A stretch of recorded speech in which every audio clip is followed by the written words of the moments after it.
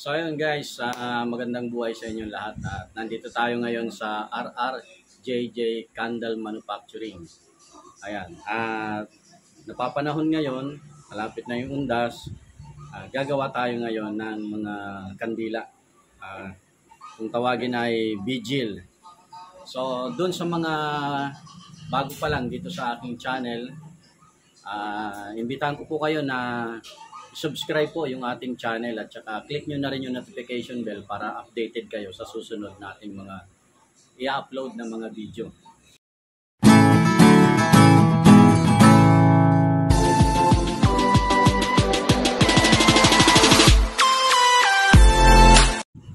So ito yung gagamitin natin na makina. Ito yung makina ng Vigil. Pero ang gagawin natin is yung chunk, yung may mga design siya sa loob. So mamaya ipapakita ko sa inyo kapag nakatapos na tayo. So sa ngayon, ang gagawin natin ay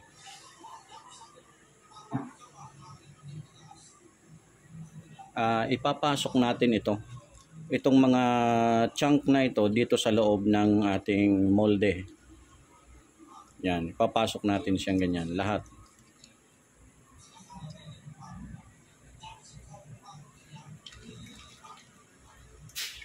At sisiguraduhin lang natin na pantay siya hanggang ibabaw. Para kapag nilinis natin yung ibabaw nito, walang masasama na mga chunk.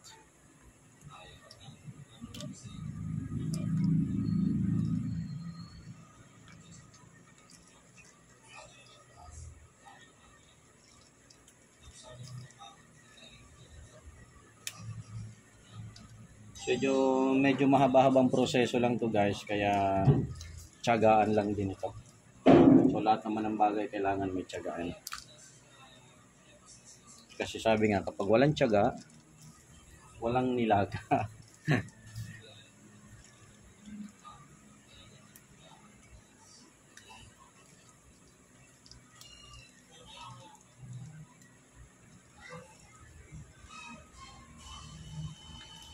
Yung nakaraan, gumawa tayo nito, chunk din at saka yung purong white. So ngayon ay chunk ulit yung ating gagawin. Kasi ito yung mabili kapag undas, dahil bukod sa matagal siyang maubos dahil malalaki yung kandila, meron pa siyang design na kakaiba.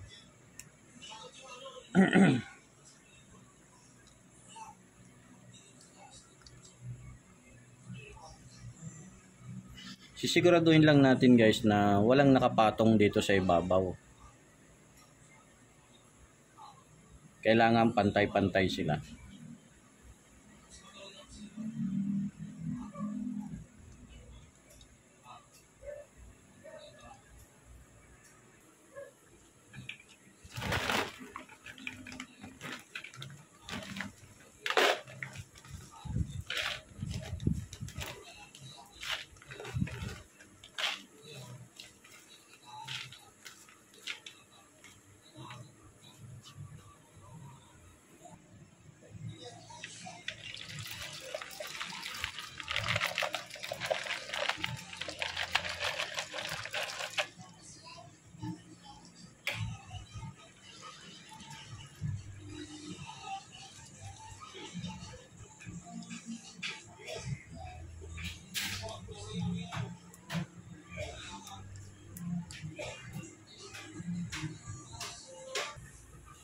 So ayan, nalatagan na natin siya ng chunk lahat.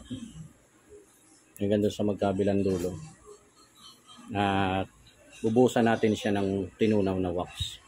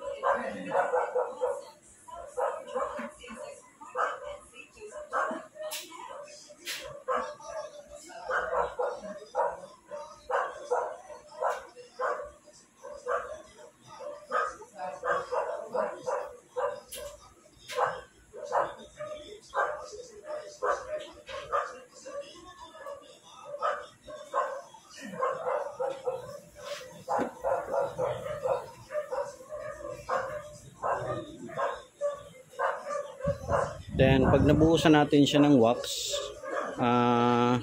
paanda rin natin yung water flow. Ang purpose naman itong water flow na to is para mabilis siyang matuyo. Then pag natuyo yan, pakita ko sa inyo mamaya yung susunod na proseso. So ngayon ibababa natin itong mga tusok niya.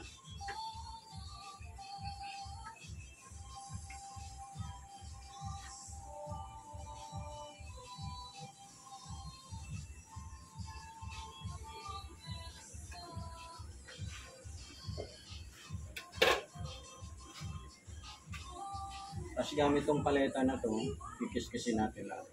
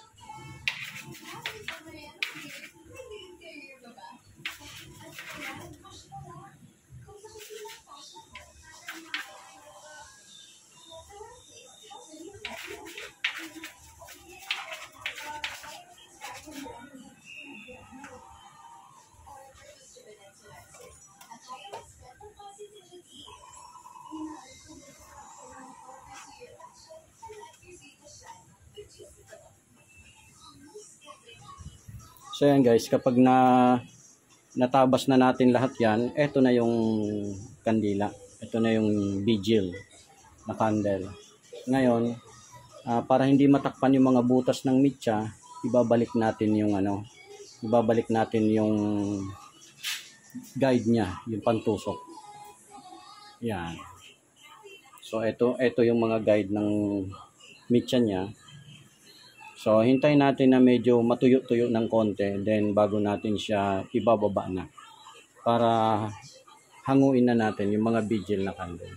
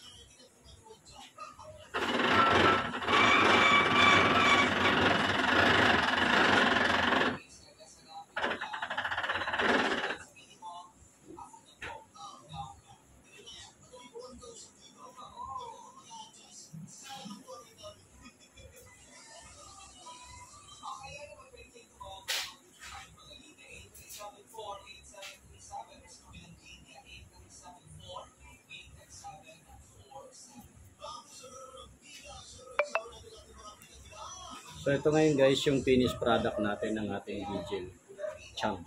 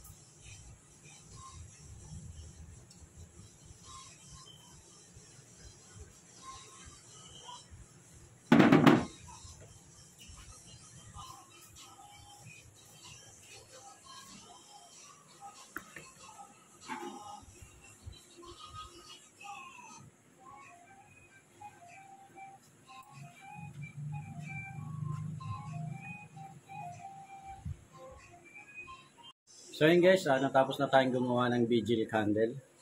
Narito po siya. Yan. At ito yung ating natapos na isang salang ngayon.